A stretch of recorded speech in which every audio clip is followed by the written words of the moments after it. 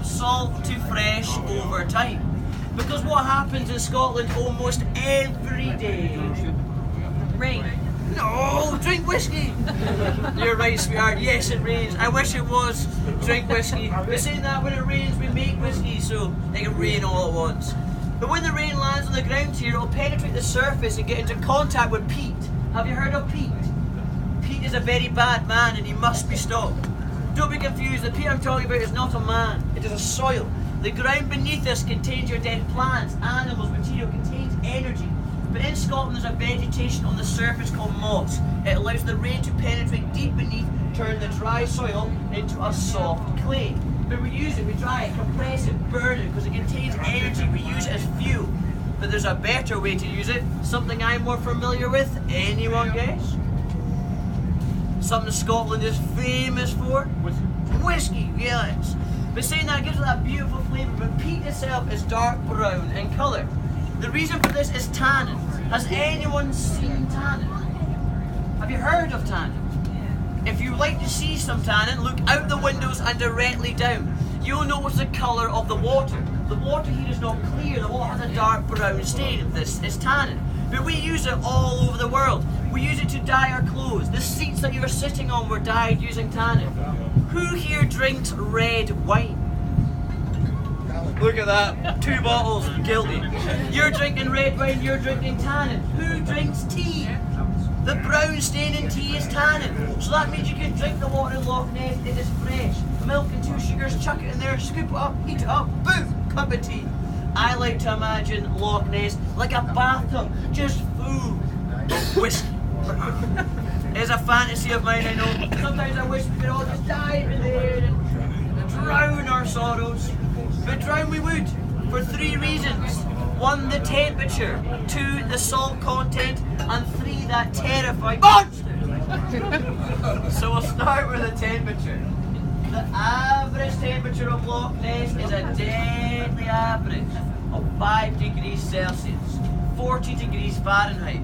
Give you an example of how dangerous that is. If my friend here, yes you sweetheart, if she was to fall into Loch Ness with her life jacket on, keeping her above the surface, she would survive for 10 minutes before she freezes and dies of hypothermia.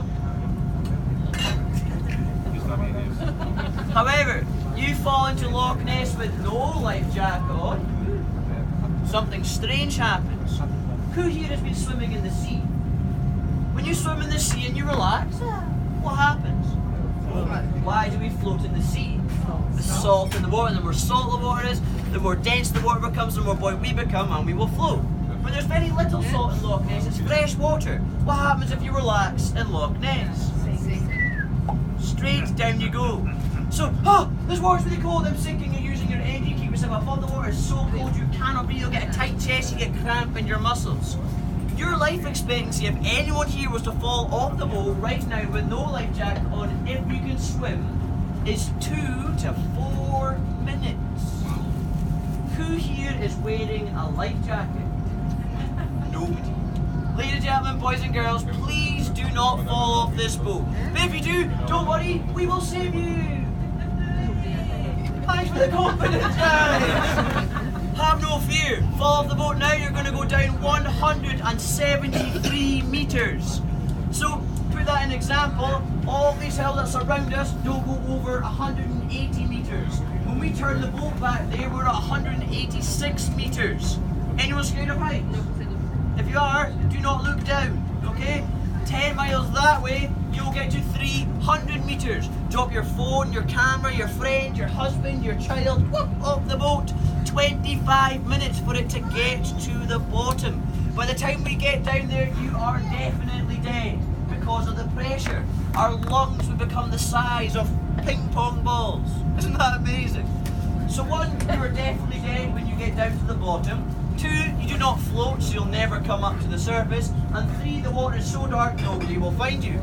Loch Ness is the best place in the whole world to get rid of anything.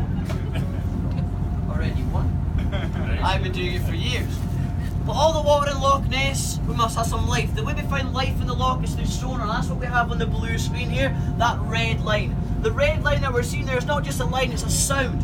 That sound echo is going from bottom of the bowl all the way down is going to bounce off hard materials, any softer clays or any living things. It goes into the black machine above your head here or the black machine on this side.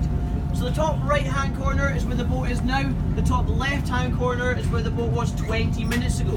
This prominent multicolour line at the bottom is going to be a rainbow made by leprechauns. It's the bottom. This black area above that is going to be water, and let's be honest, it's the same colour. But in the water you have these little dots in different colours. What do you think they could be? Fish, monsters, unlucky customers. The colour will tell you the size. Blue, green, yellow, orange and red is bigger than this man here. Isn't that terrifying? I know, sir. If we look closely, normally I can find a red dot. Let's see if I can find a red dot. There's one there. Boom. You're my witness. You see that? That's a red dot. Perfect. That's a fish bigger than that man that went under the boat 20 minutes ago. So what fish do we have in Loch Ness? I have my phone with me today, I have some photos and I can show you. Have you heard of a brown trout? It's brown, it's a trout, not very interesting, but I caught one 3 days ago and it's huge. Wait till you see it, it's massive. This here, ladies and gentlemen, is the brown trout that I caught. Yay! This here, ladies and gentlemen, was so small I could not eat it, I had to put it back, I went hungry that day. So this is the most common fish in Scotland. But who wants to see his cousin? His cousin here is Mr. Ferox trout. These are cannibalistic trout. They actually eat each other. The sensor numbers are low, they find a partner, they reproduce, they have children. They wait till they grow to a certain size and they eat their own kids. Isn't that amazing? Eat the children, don't pay for the babysitter. Sounds good to me. Don't get any ideas now. Anyone heard of a pike? Yeah. Look at the size of that.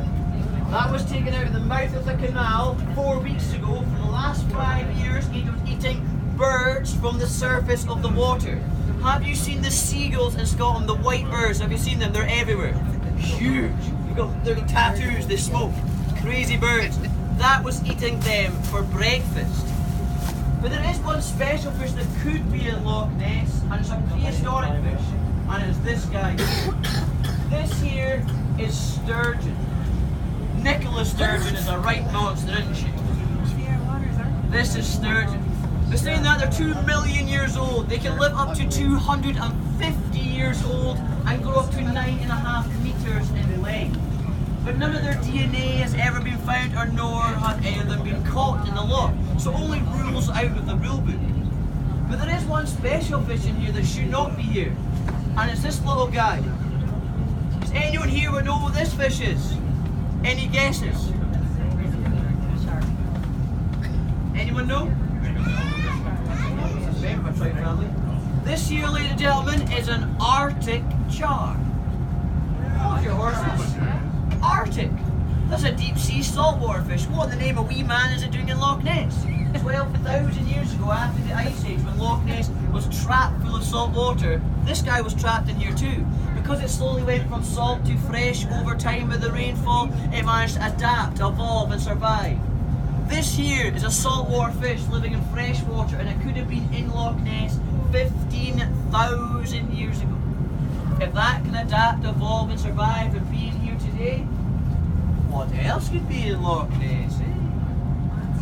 Maybe a monster. Have you heard about the monster in Loch Ness? No. Anyone know its name? Ah!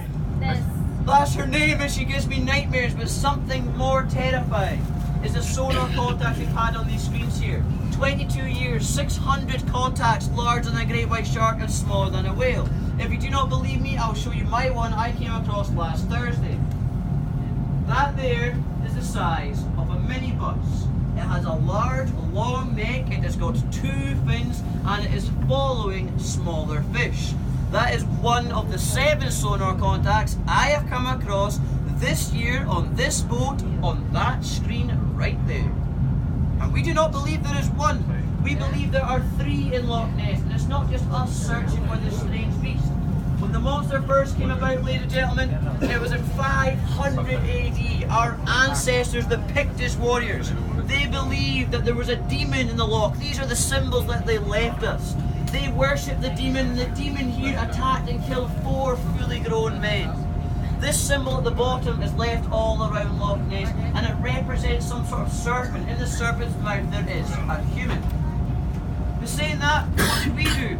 We ended up doing the biggest monster hunt known to man. £25,000 was the reward prize. Today that is worth £3 million. I'm not going to tell you what I would do for £3 million, it would give you nightmares. But they had cages, nets, harpoons, dynamite.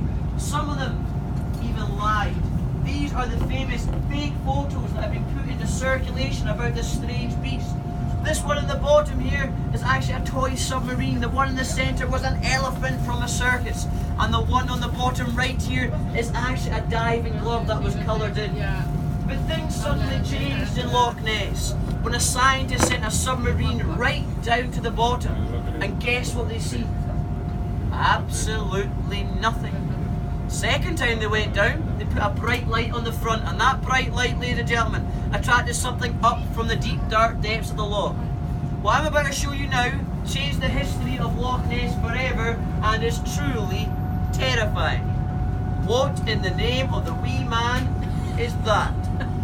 That there, ladies and gentlemen, is some sort of long-necked strange creature. It has got two fins. The top corner, if you look closely, you can actually see a mouth. We believe what we could have in Loch Ness today, ladies and gentlemen, is going to be this. Are you ready? Ah! It's a dinosaur. A long-necked ancient dinosaur called a plesiosaur. Scientists tell us it would not survive. It would actually freeze to death and die If and you they are look to your long right, extinct. you will see the only island Stop of Loch myself Ness. there, folks. It is called Cherry If you have a look to your and is right what is hand known side as a here, crannoch, see this little island, man-made folks. island.